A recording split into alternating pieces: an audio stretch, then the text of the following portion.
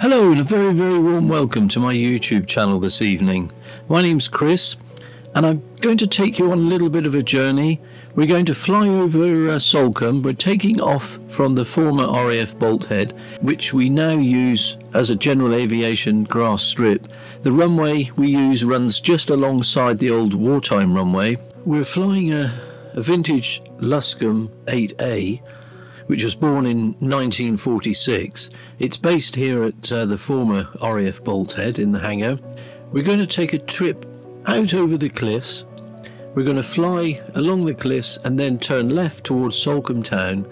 And the idea of the journey is to take a look at Salcombe both in the future now and in the past. So it's a past and present look at Salcombe, partly from the air and partly from images that I've collected to show you the various locations on the ground. I hope you enjoy it. It's a good old journey and really worth a watch. So sit back, sit tight, make a cup of tea, have a few biscuits on the ready, and I'll see you in a bit. Cheers! We're turning around and we're going to take off in a westerly direction, heading out towards Hope Cove.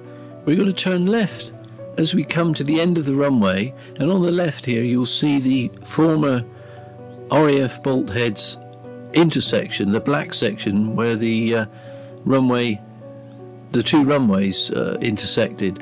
And this was the only hard section of the whole airfield during the war. The rest was coconut matting laid directly onto the ground, and then chain link fence, which was called Summerfield tracking, on top. And you can see now that we've turned left and we're parallel to the wartime runway, which runs out to the cliff edge. We're just passing East Saw Farm and we're heading out to the actual Bolthead, and we'll fly over Stairhole Bay and Salcombe Bar.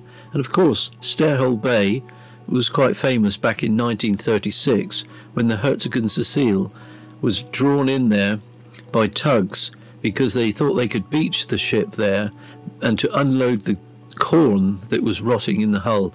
Salcombe Council wouldn't allow them to bring the ship into Salcombe Harbour. If they had, it would have been saved. I firmly believe that the location of the wartime airfield, RAF Bolthead, and its close proximity to Salcombe town probably created some huge problems for the population of Salcombe, because aircraft were flying to attack RAF Bolthead. As you can see in the pictures, the aerodrome is very close to Salcombe town, so when enemy aircraft were flying in to attack RAF Bolthead, they were also then taking on hit and run raids in Salcombe Harbour. And one of the reasons for these hit and run raids was really to disturb the local civilian population and make them feel generally uneasy. This was one of the German Luftwaffe's favourite pastimes. It is often said that until about 100 years ago, Salcombe was earning its living from the estuary and the sea. Fishing, seafaring, boat and later shipbuilding, with smuggling and probably some piracy, were the principal occupations. The oldest local settlements were not built at the water's edge, but at some distance inland, and the reason for this was that the danger came from the sea. Long after the invasions which some of us learned about at school, Roman, Anglo-Saxon, Viking and Norman, and it still remained a source of danger. Some of the dangers are mentioned in the following paragraphs. Others include pirates sinking temporary shelter and supplies, and in the case of some of those from the Barbary states of North Africa, slaves. Hundreds of Devon people were kidnapped in the 1600s and taken to the slave markets of Algiers and Salé on the Atlantic coast of Morocco. Some were eventually ransomed, but others never returned home. The name Salcombe first appears in the writing in 1244. Centuries after most of the other neighbouring settlements were identified, it fell within the boundaries of the parish of Marlborough on the edges of the two manors, Batson and West Portsmouth. The manor was the smallest of the administrative units into which England was divided by William I after he conquered the country in 1066. We know about these because their names and assets figure in the Domesday Book, William's comprehensive survey of his new kingdom, published in 1083. While Salcombe itself may be a latecomer, man has lived around the area for time immemorial. Archaeologists have identified Stone Age settlements on the cliff tops on both sides of the mouth of the estuary, and a recently discovered shipwreck has demonstrated the existence of cross-channel trade some 3,500 years ago. Now we've just flown over the town and we're heading around the town to the top of the town, and this is Beedon at the top of Salcombe. Beedon was a relatively new housing estate built back in the 1980s. This is St Stephen's, a new building site that has sprung up right on the edge of Salcombe town. And you can see here it's very close to the only local garage, just in the distance there. And there were great many changes occurring now here in Salcombe. Salcombe Regatta, what a sight. So as we span around over the top of Beedon, we can see some of the new houses that have been built, and also some of the bits and pieces that went on just slightly further up the road. This is Yard Nurseries, which used to be a massive nursery just on the outskirts of Salcombe. This has since been bought, demolished and changed into Ashby's store, and you can see how huge this place is now. And this is Ashby's of Salcombe as seen from the road. Quite a modern looking setup. So we'll carry on down and have a look at how Beedon at the top end of Salcombe developed in the late 1970s and the mid 1980s. As we span around and just have a look at the general scenery, which is quite stunning. This is the West End Garage, which is now the only petrol station in Salcombe or close to Salcombe. So the next nearest fuel station is in Marlborough. This is a picture, an interesting picture, looking across at East Portlemouth from Salcombe, I would think in the early 1900s. And another image coming up also showing a view across to East Portlemouth in the early, I would guess the early 1900s. And as you can see, there's been a huge amount of building work carried out here. And this is looking across at East Portlemouth and the modern East Portlemouth now, which is largely full of a lot of houses. We're looking down on Beedon as we span around, and this is Beedon campsite as it was back in the 1950s. Quite a change, I think you'll agree.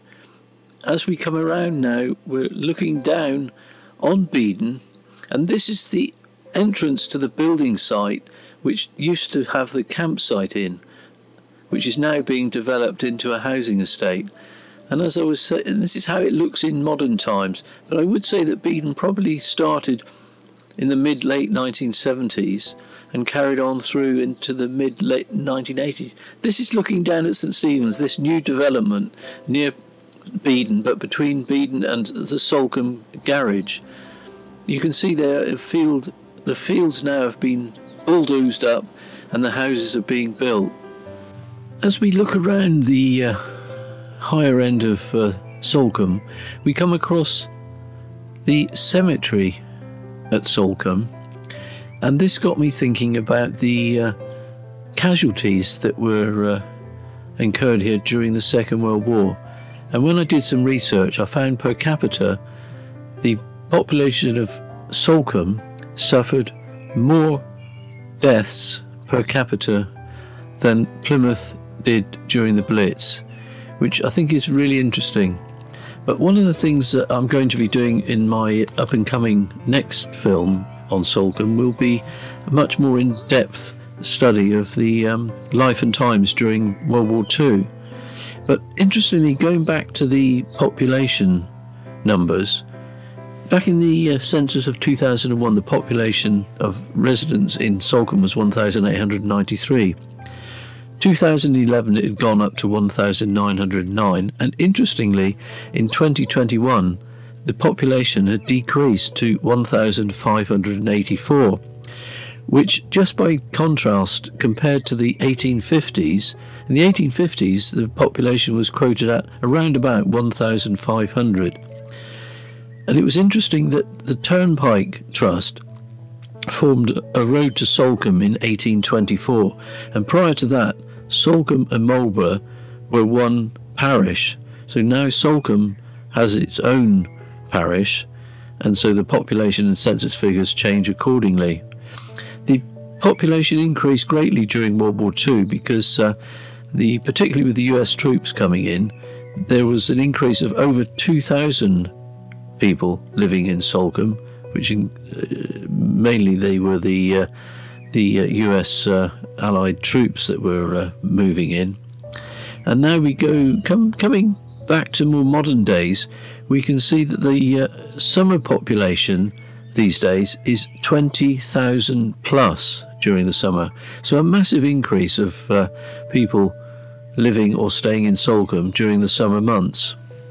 Very few, if any, published references to Salcombe can be found between the 1650s and the 1750s. It must be presumed that the inhabitants continued to live by fishing and smuggling and kept fairly quiet about it. However, change came in the second half of the 18th century. The first holiday home, the Malt, was built between North and South Sands by a John Hawkins in 1764, and it was described as a mere pleasure box. By the end of the century, the house had been much enlarged by a succession of owners and began to approximate its present appearance. It seems that the gradual enlargement of Salcombe properties by holiday home owners had a respectable precedent. From the mid to late 1700s, large houses were gradually built at various viewpoints along the cliffs and foreshore to the south of the town. Woodville, now known as Woodcott, in the prime position in Cliff Road, dates from 1797. Ringroan House followed in 1839. It still exists, but now is totally invisible within the structure of what was to become the Marine Hotel. We're flying back to the former RAF Bolthead now to land. I really hope you've enjoyed this journey. We've just come over the Sawmill Cove Hotel, and we're just making an approach on the easterly runway at the former RAF Bolthead, and you'll see as we come into land, the car park on the right hand side was the intersection for the two wartime runways, and in fact the runways were only slightly in a few yards to the right of where we're landing.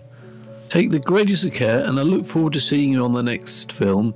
Please have a subscribe, or at least consider subscribing. It really helps the numbers. I wish you all the very best. Cheers for now.